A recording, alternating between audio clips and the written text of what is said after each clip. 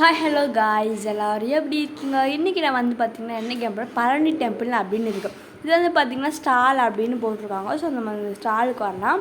Plus வந்து stall உண்மையிலேயே நிறைய முருகன் ஃபார்வர்டு ஃபோட்டோ 200 ருபீஸ் காஸ்ட்லாம் போட்டிருக்காங்க.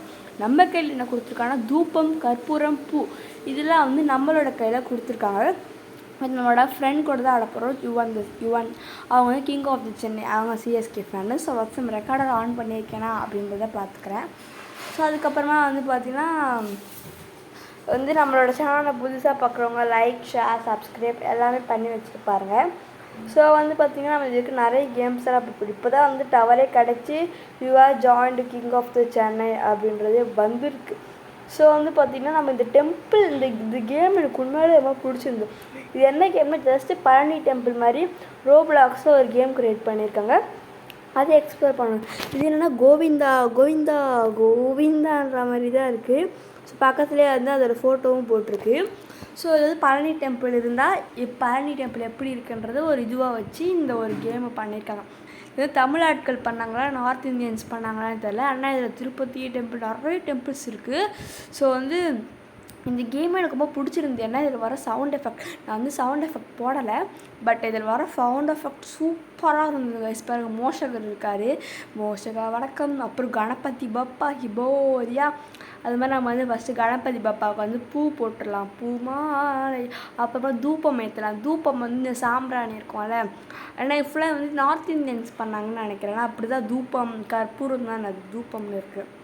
சரி, இது தானே தூபம் இருக்குது, கற்பூரம் இருக்குது, பூ இருக்குது. தூபம்னா வந்து இந்த சாம்பிராணி இருக்குல்ல, அதை தான் அப்படி பாருங்கள். இங்கே குட்டி கணபதி இருக்கார் பாருங்கள், கணபதி பப்பா போரியா.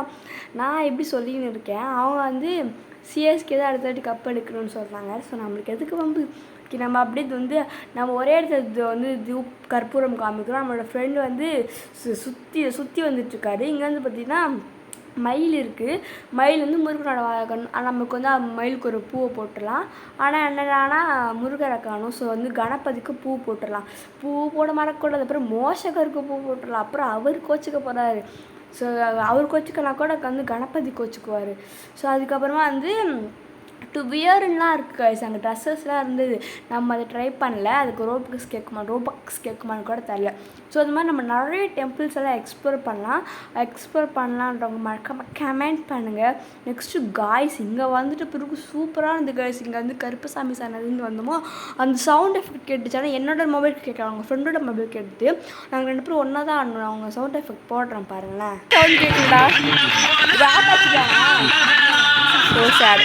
ஸோ கேட்டிருப்பீங்கன்னு நினைக்கிறேன். சொல்லப்போனால் அந்தளவுக்கு நான் போடலை, கொஞ்சம் தான் போட்டிருக்கேன். சொல்லப்போனால் நாங்கள் வந்து ரெக்கார்ட் பண்ணிக்கிட்டே பேசிட்டோம்.